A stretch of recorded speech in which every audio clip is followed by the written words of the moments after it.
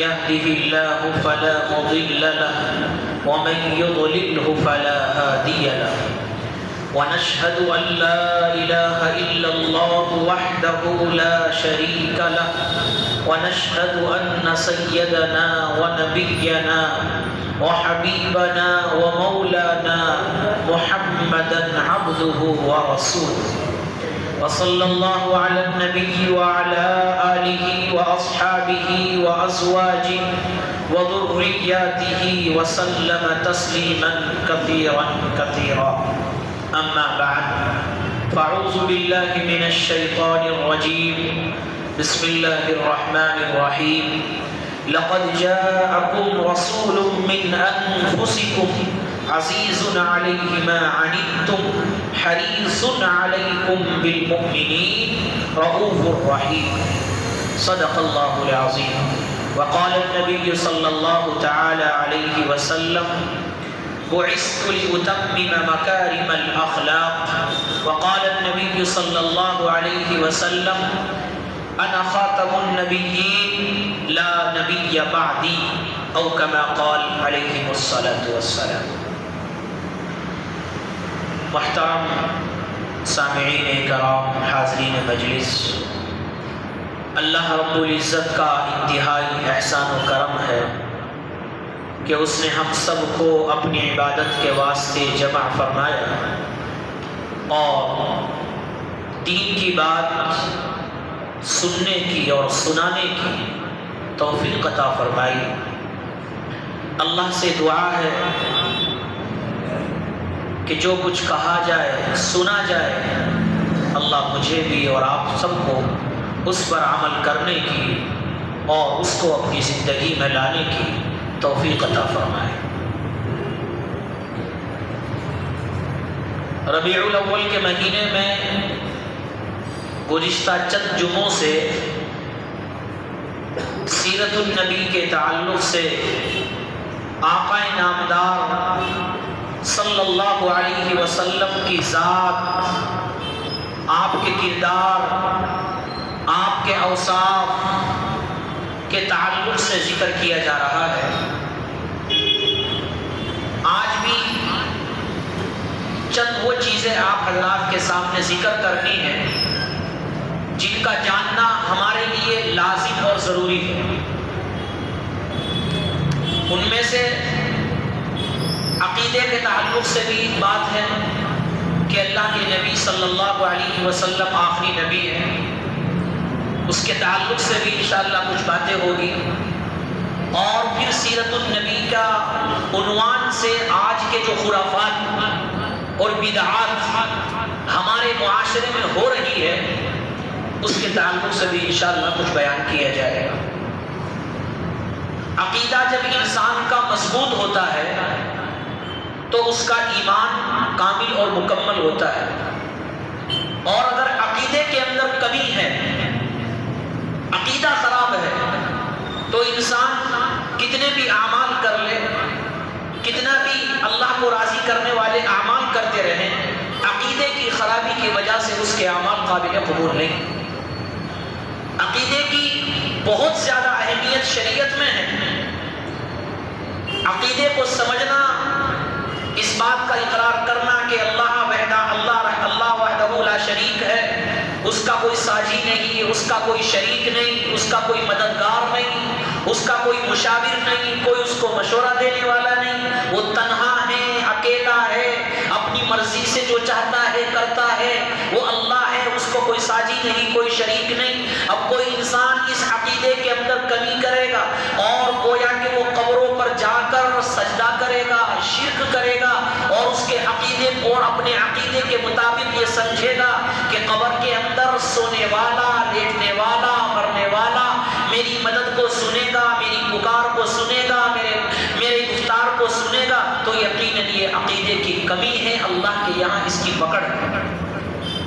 عقیدہ صحیح ہے تو اعمال صحیح ہے، عقیدہ صحیح نہیں تو اعمال صحیح نہیں ہے. انشاءاللہ اس کے تعلق سے بات ہوگی. سب سے پہلے میں آپ حضرات کے سامنے ایک چیز ذکر کریں. قرآن مقدس کی آیت ہے لَقَدْ جَاءَكُمْ رَسُولٌ مِّنْ أَنفُسِكُمْ. اللہ نے کیا فرمایا؟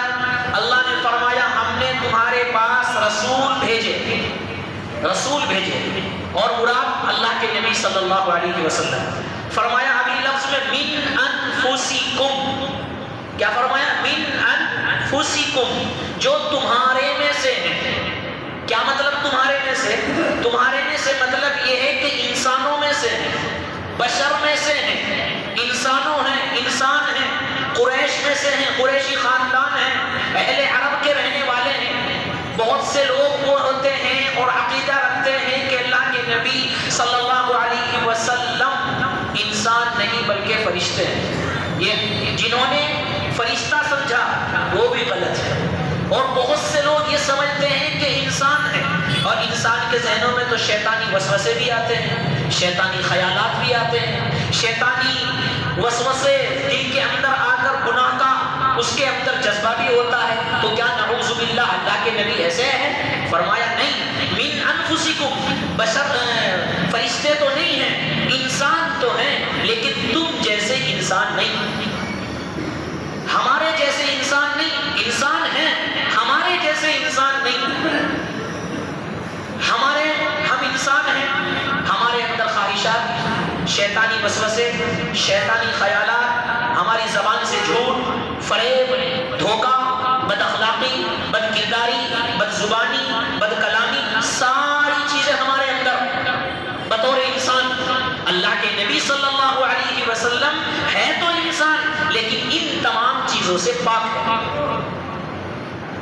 سمجھ گئے؟ یہ عقیدے کی بات دل تو کرنی ہے انشاءاللہ. ہے انسان لیکن ہماری طرح نہیں. ہمیں شیطانی خیال آتا ہے، اللہ کے نبی پر شیطان وسوسے نہیں ڈالتا. ہمارے اخلاق برے ہیں، اللہ کے نبی کے اخلاق برے نہیں ہیں. ہماری زبان گندی ہو سکتی ہے، اللہ کے نبی کی زبان گندی نہیں ہے. ہماری بات جھوٹی ہو سکتی ہے، اللہ کے نبی کی بات جھوٹی نہیں ہو سکتی. ہمارے اندر شیطان وسوسے ڈال سکتا ہے، ہم بد اخلاقی کر سکتے ہیں، لڑائی جھگڑا کر سکتے ہیں، فساد کر سکتے ہیں. اللہ کے نبی صلی اللہ علیہ وسلم ہے تو انسان، لیکن ان تمام چیزوں سے پاک ہے. یہی پر یہ سمجھنا ہے کہ جس طرح اللہ رب العزت پاک ہے، بے عیب ہے، اللہ نے اپنے نبی کو بھی بے عیب بنایا ہے. انسان ہے لیکن عام انسانوں کی طرح انسان نہیں. اس کو آپ کو میں بہت آسان زبانوں میں بہت مثال سے آپ حضرات کے سامنے ذکر کروں گا، جس کی آپ کو بات کا سمجھنا بالکل آسان ہو جائے گا، اور آپ یقیناً اپنے آپ کو محسوس کریں گے کہ ہاں ہمیں کچھ بات معلوم ہوئی. قرآن مقدس میں بھی اللہ رب العزت نے فرمایا کہ اللہ کے نبی فرماتے ہیں انما انا بشر مثلکم. کیا فرمایا؟ اللہ کے نبی فرماتے ہیں لوگوں میں تمہاری طرح بشر ہوں، میں تمہاری طرح بشر ہوں. معلوم یہ ہوا کہ اللہ کے نبی بشر ہیں، انسان ہیں، لیکن ہمارا عقیدہ ہے، ہمارا نظریہ ہے کہ انسان تو ہیں لیکن عام انسانوں جیسے انسان نہیں ہے. بشر ہیں لیکن عام بشروں کی طرح بشر نہیں ہے. آپ اس کو مثال سے سمجھیں تو بات سمجھنی آسان ہو جائے گی. آب زمزم پانی ہے،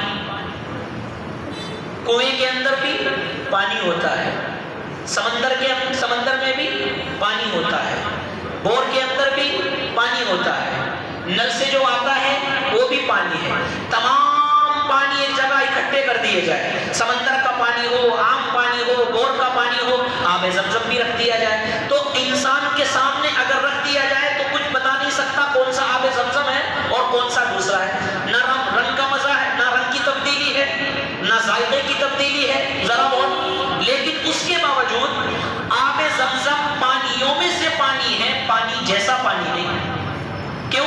اس لیے کہ عام جو پانی ہے اس کو کچھ دنوں کے لیے رکھا جائے وہ خراب ہو جاتا ہے، وہ سڑ جاتا ہے، اس کو پینے والا بیمار ہو جاتا ہے. آب زمزم کی وہ خصوصیت ہے کہ جتنے دن بھی رکھا جائے، سالوں سالوں رکھا جائے، وہ خراب نہیں ہوتا.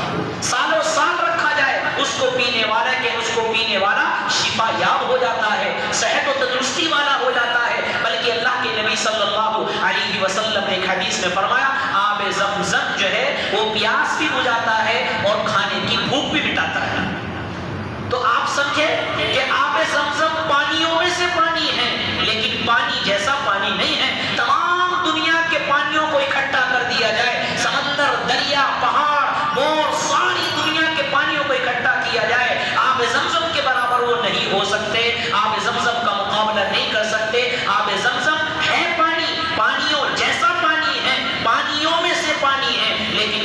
جیسا پانی نہیں. سمجھے؟ اسی طرح آپ مثال سے سمجھے. حجر اسود ایک پتھر وہ ہے جس کو ہم حجر اسود کہتے ہیں، جو لگا ہوا ہے. عمرہ کرنے والے، حج کرنے والے اس کو چومتے ہیں، استلام کرتے ہیں. ایک پتھر وہ ہے. ایک پتھر وہ بھی ہے جو ریل پٹریوں کے اندر پڑا رہتا ہے. ایک پتھر وہ ہے جو ہماری مسجدوں میں، ہمارے گھروں میں لگا رہتا ہے. سمجھ گئے؟ پتھر وہ بھی ہے جس کو حجر اسود کہا جاتا ہے. حجر کے معنی پتھر ہی کے آتے ہیں، حجر کے معنی پتھر ہی کے آتے ہیں، اسود کے معنی کالا. ایک پتھر وہ بھی ہے، ایک پتھر وہ بھی ہے جو ہم دنیا کے اندر یہاں پر دیکھتے ہیں. تو ہمیں یہ معلوم ہونا چاہیے حجر اسود پتھروں جیسا پتھر ہے. جیسے یہ مضبوط ایسے ہی وہ مضبوط. جس طرح سے یہ کالا وغیرہ ہو جاتا ہے وہ بھی کالا ہے، وہ بھی پتھر ہے. لیکن تمام دنیا کے پتھروں کو اکٹھا کیا جائے، حجر اسود کے پتھر کے مقابلہ نہیں کر سکتا. اس کے اندر وہ خصوصیت ہے. اللہ کے نبی نے فرمایا حجر اسود لہو عینان، اس کی آنکھیں بھی ہے، لہو اذنان، اس کے کان بھی ہے، لہو شفتین، اس کی زبان بھی ہے، اس کے ہونٹ بھی ہے. کیوں؟ اللہ کے نبی نے فرمایا جو انسان اس کو چومتا ہے وہ گناہوں کو چوم لیتا ہے، وہ گناہوں کو اپنے اندر جذب کر لیتا ہے. جو انسان اس کو چوم لیتا ہے حجر اسود کو، اللہ کے نبی نے فرمایا چومنے کی برکت یہ ہوتی ہے کہ حجر اسود اس کے گناہوں کو لے کر، اس کے گناہوں کو نچوڑ کر ختم کر دیتا ہے. یہ حجر اسود کی برکت ہے. تو یہاں پر ہمیں یہ سمجھنا ہے حجر اسود پتھروں میں سے پتھر ہے، لیکن پتھر جیسا پتھر نہیں. بات سمجھنی آسان ہو جائے گی اور سمجھ بھی گئے ہوگا انشاءاللہ. اسی کو اور مثال سے سمجھے. قرآن کریم اللہ کا نازل کیا ہوا، اللہ کے نبی پر نازل کیا ہوا، جس کو ہم اور آپ نمازوں میں، نفلوں میں، فرضوں میں، تراویحوں میں سنتے ہیں، پڑھتے ہیں. یہ بھی کتاب ہے. کیا ہے؟ کتاب اللہ ہے. اور دنیا کے اندر عربی کی کتنی کتابیں لکھی ہوئی ہے، عربی کی لاکھوں کروڑوں لکھی ہوئی ہے. یہ بھی کتاب ہے.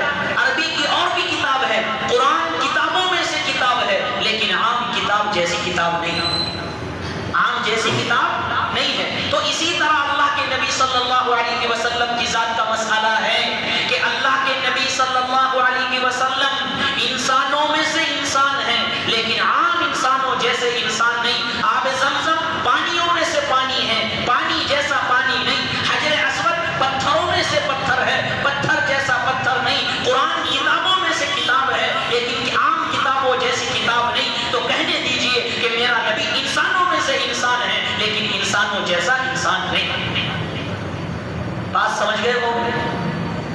ایک اور مثال. اللہ کے نبی صلی اللہ علیہ وسلم انسان ہیں. فرق کیا ہے؟ وہ وحی والے ہیں، ہم وحی والے نہیں. اللہ کے نبی پر باوجود انسان، باوجود بشر وحی آتی ہے. ہم انسان بشر، ہمارے اوپر وحی نہیں آتی. اب مجھے اور آپ کو پسینہ آتا ہے، میرے اور آپ کے پسینے میں بدبو پیدا ہوتی ہے، باس آتی ہے. قربان چاہیے اللہ کے نبی صلی اللہ علیہ وسلم پر کہ ہے انسان، ہے بشر، پسینہ بھی آتا ہے. پسینہ کیوں آیا؟ اس لیے کہ انسان ہے، اس لیے کہ بشر ہے. خوشبو کیوں ہے؟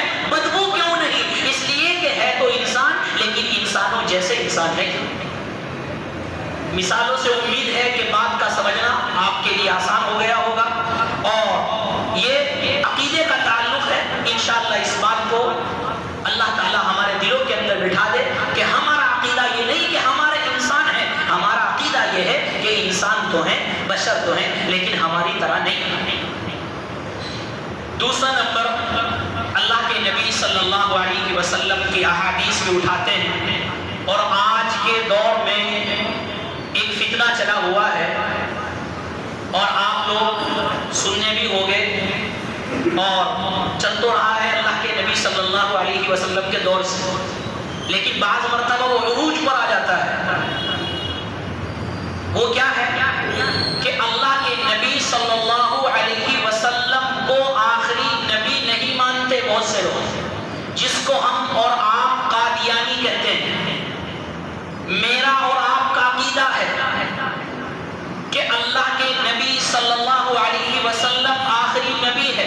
جمعیت کی طرف سے، دارالدیوبند کی طرف سے اس ہفتے میں خاص طور پر علماء کو، ائمہ کو یہ پیغام دیا گیا کہ کم از کم 5 منٹ 10 منٹ لوگوں کو ختم نبوت کے تعلق سے بتائیں کہ اللہ کے نبی صلی اللہ علیہ وسلم کی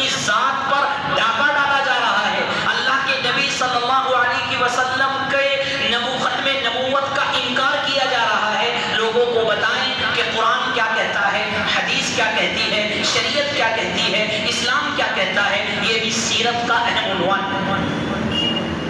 جس طرح سے اللہ رب العزت کی وحدانیت کا اقرار کرنا ایمان ہے، اللہ کی ذات کی وحدانیت کا اقرار کرنا ایمان ہے، اسی طرح سے نبی کو خاتم النبیین ماننا بھی ایمان ہے۔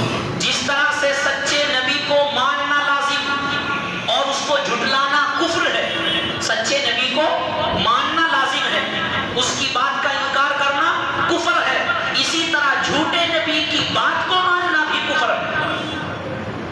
بہت سے لوگ مرزا احمد قادیانی، مرزا غلام احمد قادیانی، نعوذ باللہ کی من ذالک، اس کو خاتم النبیین اور اس کو آخری نبی مانتے ہیں، جس کو ہم ہر عام قادیانی کے لفظ سے مانتے ہیں اور سمجھتے ہیں۔ ہمارا عقیدہ ہے، ہمارا نظریہ ہے کہ ہم اللہ کے رسول صلی اللہ علیہ وسلم کو آخری نبی مانتے ہیں کہ آپ آخری نبی ہے، آپ کے بعد کوئی نبی آنے والا نہیں ہے۔ ہر مسلمان کے دلوں میں، ذہنوں میں یہ بات پیوست ہونی چاہیے کہ میرا نبی آخری نبی ہے، میرا نبی کے اوپر جو شریعت ہے وہ آخری شریعت ہے، جو قرآن کتاب اتری ہے وہ آخری کتاب ہے۔ اب قرآن کے بعد کوئی کتاب اترنے والی نہیں، اب میرے نبی کے بعد کوئی نبی آنے والا نہیں، اب میرے نبی کے بعد کوئی نئی شریعت آنے والی نہیں، اب میرے نبی کے بعد کوئی نیا پیغمبر آنے والا نہیں۔ جو پیغمبری کا دعویٰ کرتا ہے، جو نبوت کا دعویٰ کرتا ہے اور نبی کو ختم نبوت ماننے سے انکار کرتا ہے، ہمارا عقیدہ ہے اور یہ فتویٰ ہے کہ وہ انسان مسلمان نہیں، وہ کافر ہے، وہ مسلمانوں کی فہرست سے خارج ہے، اسلام سے خارج ہے۔ جو انسان اللہ کے نبی صلی اللہ علیہ وسلم کو خاتم النبیین نہیں مانتا، کیوں؟ قرآن مقدس میں اللہ رب العزت نے ارشاد فرمایا، ما کان محمد ابا احد من رجالکم، کہ محمد بچوں میں سے، مردوں میں سے کسی کے باپ نہیں۔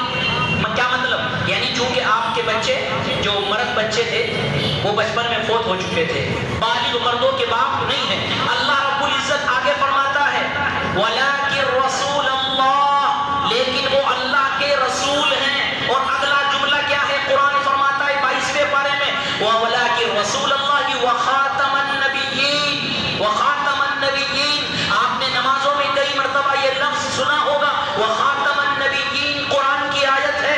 اللہ خود فرماتے ہیں کہ نبیوں کو ختم کرنے والے، آخری نبی، مہر لگانے والے کون ہیں؟ وہ رسول اکرم صلی اللہ علیہ وسلم ہیں۔ اب اگر کوئی اس کا انکار کرتا ہے اور اللہ کے نبی کو آخری نبی نہیں مانتا تو گویا کہ وہ قرآن کی آیت کا انکار کرتا ہے، اور پورا قرآن تو بہت دور کی بات، قرآن کا ایک لفظ کا انکار کرنا بھی کفر ہے، قرآن کے ایک لفظ کا انکار کرنا بھی کفر ہے۔ اب جو انسان اللہ کے نبی کو آخری نبی نہیں مانتا گویا کہ وہ قرآن کے اس آیت کا منکر ہے، اور قرآن کا منکر مسلمان ہو ہی نہیں سکتا۔ یہ بہت آسان لفظوں میں آپ حضرات کے سامنے ذکر کر رہے ہیں۔ دوسری بات، اللہ کے رسول صلی اللہ علیہ وسلم نے متعدد احادیث میں، علماء نے اس کی تعداد کم از کم 210 احادیث، کتنی؟ 210 احادیث وہ ہیں جس میں اللہ کے نبی نے اپنی ختم نبوت کا اعلان کیا۔ کتنی احادیث ہے؟ کم از کم 200 سے زیادہ، 210 احادیث کم از کم اتنی ہیں کہ جس میں اللہ کے نبی نے اپنی ختم نبوت کا اعلان کیا ہے۔ اب اگر کوئی آدمی اللہ کے نبی کو آخری نبی نہیں مانتا، وہ قرآن کا بھی منکر ہے اور 200 احادیث کا منکر ہے، اور میرا اور آپ کا عقیدہ ہے قرآن کا ایک لفظ کا انکار کرنے والا بھی کافر ہے، میرے نبی کی بات کو جھٹلانے والا بھی کافر ہے۔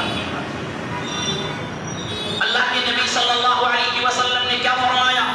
اے لوگو انا خاتم النبیین لا نبی بعدی، کیا فرمایا؟ میں آخری نبی ہوں، لا نبی بعدی، میرے بعد کوئی نبی آنے والا نہیں ہے، میرے بعد کوئی پیغمبر آنے والا نہیں ہے، میرے بعد کوئی پیغمبری کا دعویٰ جو کرے گا وہ جھوٹا ہے، کذاب ہے، وہ جھوٹا ہے، وہ کذاب ہے، لعنت اللہ علیہ، اس پر اللہ کی کروڑوں لعنتیں ہیں، لعنتیں ہیں۔ یہ کون فرما رہے ہیں؟ اللہ کے نبی فرما رہے ہیں۔ ایک حدیث میں آپ نے کچھ مشہور حدیث ہے سنی ہوگی، لو کان بعدی نبی لکان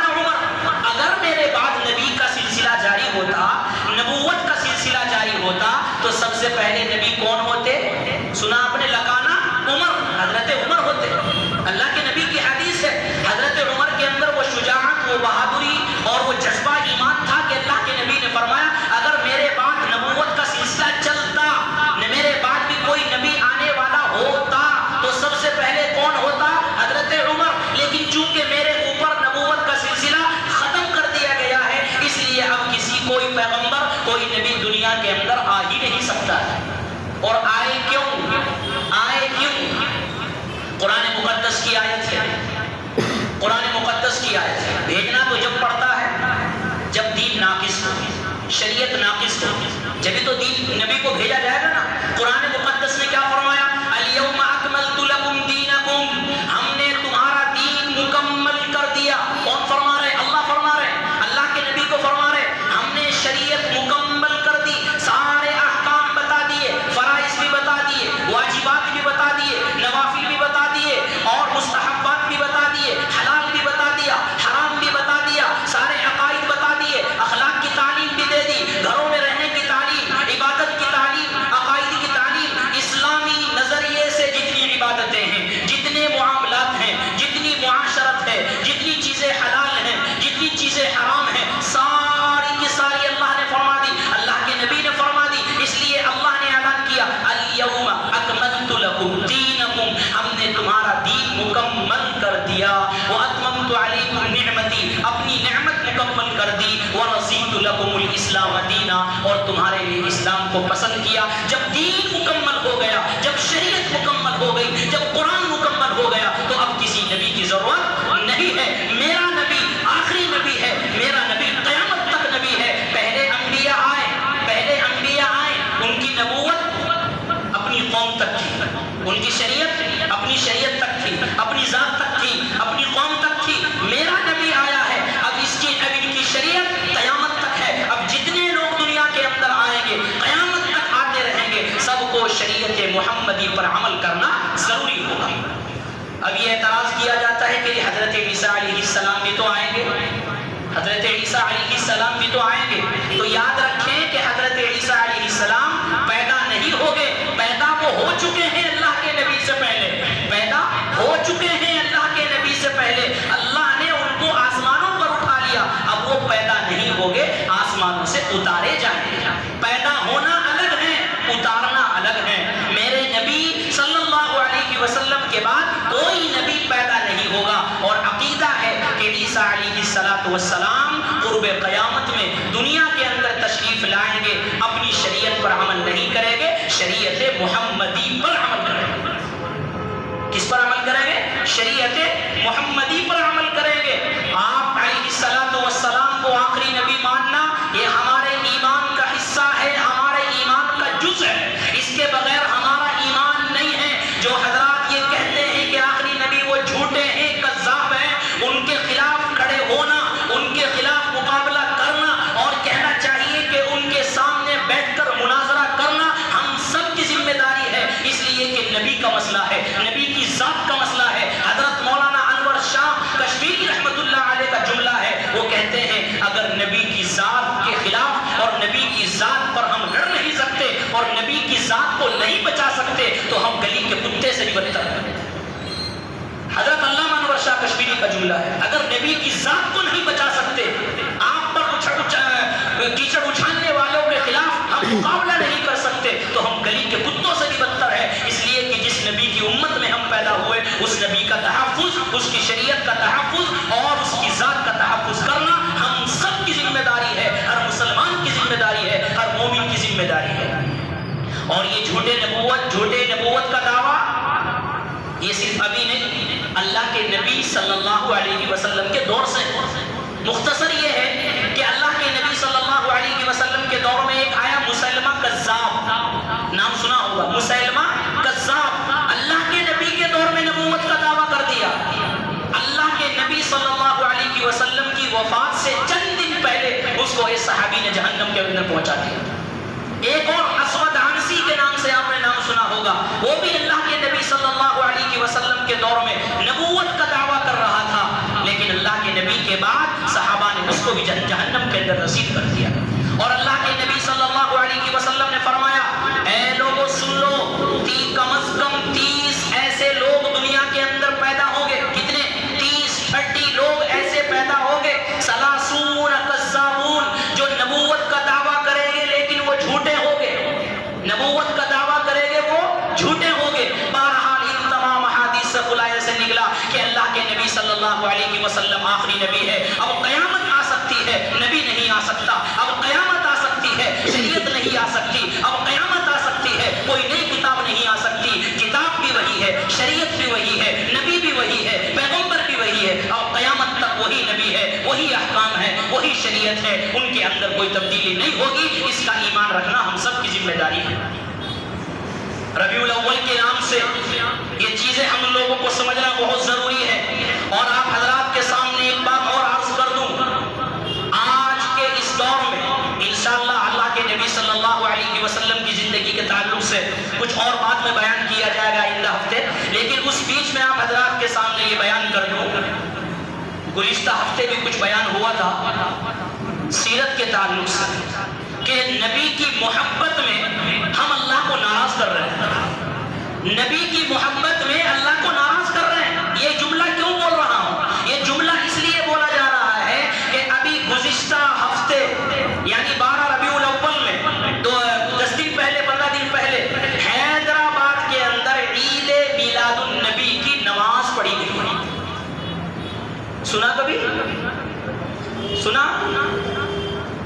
اللہ کے نبی صلی اللہ علیہ وسلم کی عید میلاد النبی کی نماز پڑھی گئی ہے. دیکھو آپ یوٹیوب میں ہیں، عیدگاہ کے اندر نمازیں پڑھی جا رہی ہے.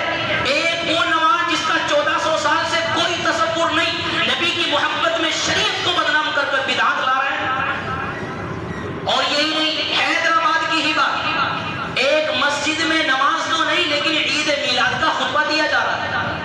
منبر پر کھڑے ہو کر جمعے کا جس طرح خطبہ دیا جاتا ہے، اسی طرح عید میلاد النبی کے نام سے خطبہ دیا جا رہا ہے. کہاں ہم لوگ کھو رہے ہیں؟ کون سی بدعات اور خرافات کے اندر ہم جا رہے ہیں؟ یہ نبی کی محبت ہے. یہی نہیں، آپ ویڈیوز کے اندر دیکھیں کہ ایک ویڈیو اور آئی، اس میں احرام باندھ کر میلاد بنایا جا رہا ہے. احرام کی شکل اختیار کر کر میلاد بنایا جا رہا ہے. بلکہ ایک ویڈیو تو یہاں تک آ گئی، ایک لڑکی کو بٹھایا گیا، اس کو حور بنایا گیا، اس کے سامنے لڑکیاں ناچ گانا کر رہی ہے اور عید میلاد النبی کے نام سے جشن منا رہے ہیں اور گویا کے جشن منا رہے ہیں اور محبت کا دعویٰ کر رہے ہیں. یہ محبت نہیں ہے، یہ نبی سے دشمنی ہے. یہ نبی سے دشمنی ہے. اور آپ حضرات کو سامنے ایک بات پہلے بیان کی تھی، یاد رکھنے کی ہے. پچھلی مرتبہ ایک جملہ کہا گیا تھا کہ سیرت منانے کی چیز نہیں، اپنانے کی چیز ہے. سیرت منانے کی چیز نہیں، اپنانے کی چیز ہے. اب دوسرا جملہ بھی یاد رکھو، دوسرا جملہ بھی یاد رکھو. ہمارا اسلام جشن کے لیے نہیں، مشن کے لیے آیا ہے. ہمارا اسلام جشن کے لیے نہیں، مشن کے لیے آیا ہے. میرا نبی جشن لے کر نہیں چلا، اسلام کا مشن لے کر چلا ہے. ابو بکر جشن لے کر نہیں چلے، مشن لے کر چلے ہیں. حضرت عمر جشن لے کر نہیں چلے، نبی کا مشن لے کر چلے ہیں. حضرت علی، حضرت عثمان، صحابہ تابعین، یہ تمام کے تمام لوگ نبی کا جشن نہیں، نبی کا مشن لے کر چلے ہیں. جب جا کر اللہ نے رضی اللہ عنہم ورضوا عنہ کہا.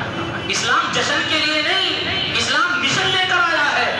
اور افسوس سب افسوس یہ ہوتا ہے کہ سیرت کے جلسے ہوتے ہیں، انٹرنیشنل میلاد کے نام سے جلسہ ہوا. جلسے کا ہم منکر نہیں، جلسے کا انکار نہیں، سیرت کے نام سے جلسے ہو. خوشی کی بات ہے کہ اللہ کے نبی کا تذکرہ ہو، اللہ کے نبی کی اطاعت بتائی جائے، اخلاق بتائے جائے، کردار بتایا جائے، اسوہ حسنہ بتایا جائے. یہ تمام چیزیں اپنی جگہ ہے، لیکن افسوس یہ ہوتا ہے، اور یہ جملہ جو میں بول رہا ہوں یہ میری زبان کا نہیں، یہ وہیں کے بڑے بڑے عالموں کا جملہ میں آپ حضرات کے سامنے نقل کر رہا ہوں. میں چھوٹا ہوں، میں اپنے بڑوں کی بات آپ حضرات کے سامنے نقل کر رہا ہوں. وہیں کے لوگوں کا، وہیں کے بڑے بڑے علماء کا کہنا ہے 4 گھنٹے انٹرنیشنل میلاد کے نام سے جلسہ ہوا، جلوس ہوا، لیکن افسوس افسوس یہ ہے کہ آدھا گھنٹہ بھی سیرت کے عنوان پر گفتگو نہیں ہوا. آدھا گھنٹہ بھی سیرت کے عنوان سے گفتگو نہیں. انٹرنیشنل جلسہ، انٹرنیشنل میلاد، لیکن نبی کے اخلاق کا تذکرہ نہیں. انٹرنیشنل میلاد، انٹرنیشنل جلسہ، لیکن میرے نبی کی آخری وصیت نماز کا تذکرہ نہیں. انٹرنیشنل میلاد،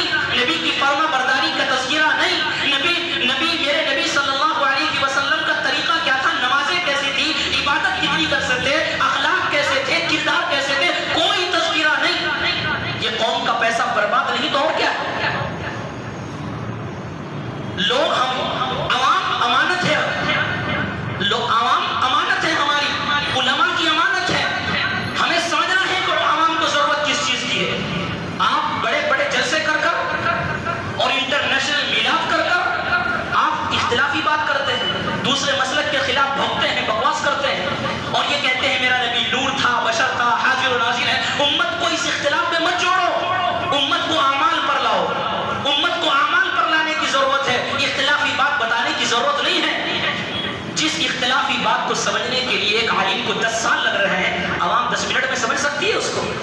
عوام 10 منٹ میں سمجھ لے گی، اتنا آسان ہم نے سمجھ لیا ہے۔ یہ امانت ہے علماء کی، ہمیں بیٹھنے والوں کو سمجھنے کی ضرورت ہے کہ لوگوں کو اختلاف کی ضرورت نہیں، لوگوں کو اعمال کی ضرورت ہے، لوگوں کو نماز پر لانے کی ضرورت ہے، لوگوں کو مسجدوں میں لانے کی ضرورت ہے۔ تبلیغی جماعت میں تبلیغی اجتماع میں کبھی آپ نے اس طرح کی بات سنی؟ صرف نماز، روزہ، زکات، حج، آخرت کی فکر، قرآن کی تعلیم، یعنی امت کو اعمال پر لانے کی ضرورت ہے، ان کو کسی اور سے کوئی چارہ نہیں۔ کیوں؟ اس لیے کہ وہ نبی کے مشن پر کام کر رہے ہیں، جشن پر نہیں۔ نبی کا مشن لے کر جا رہے ہیں، نبی کا جشن نہیں۔ جو نبی کا مشن لے کر چلتا ہے وہ نمازوں کی دعوت دیتا ہے، جو نبی کا مشن لے کر چلتا ہے وہ اخلاق کی دعوت دیتا ہے، جو نبی کا مشن لے کر چلتا ہے وہ میرے آقا صلی اللہ علیہ وسلم کے طریقے کی بات کرتا ہے۔ اور افسوس تو یہ ہے،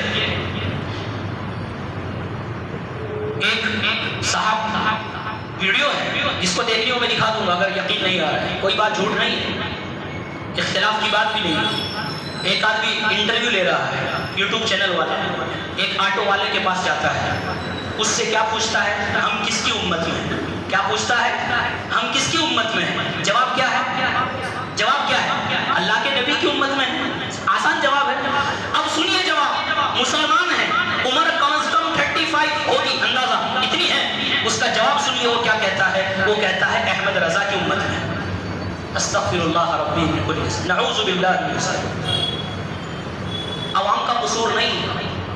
کس لیے بتایا ان کو احمد رضا کے بارے میں؟ کیوں؟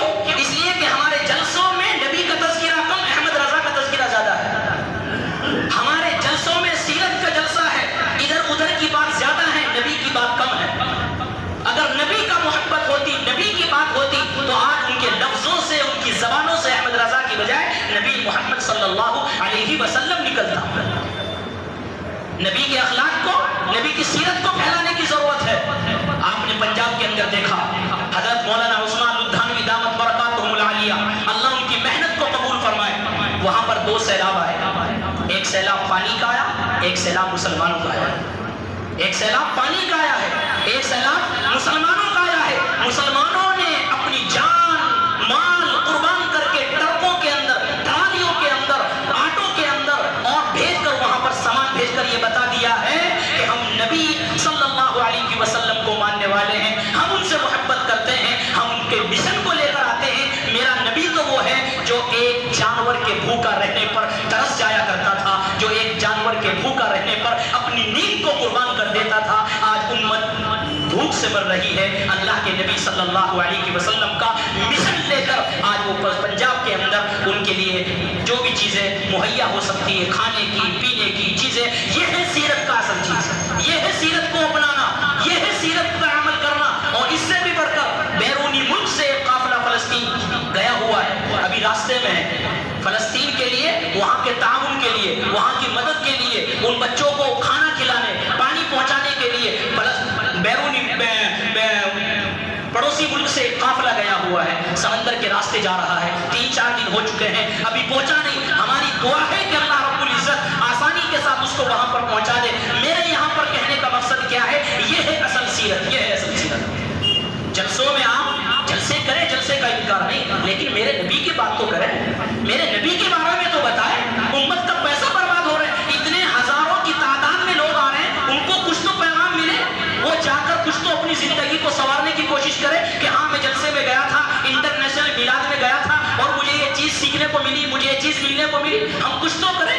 یہ تمام چیزیں ہمیں سوچنے کی ضرورت ہے کہ ہمارا نبی کس لیے آیا ہے، مشن کے لیے آیا ہے، جشن کے لیے نہیں۔ نبی کی سیرت کو اپنانے کی ضرورت ہے اور نبی کے اخلاق اور کردار کو اپنانے کی ضرورت ہے۔ اللہ تعالی ہم سب کو عمل کرنے کی توفیق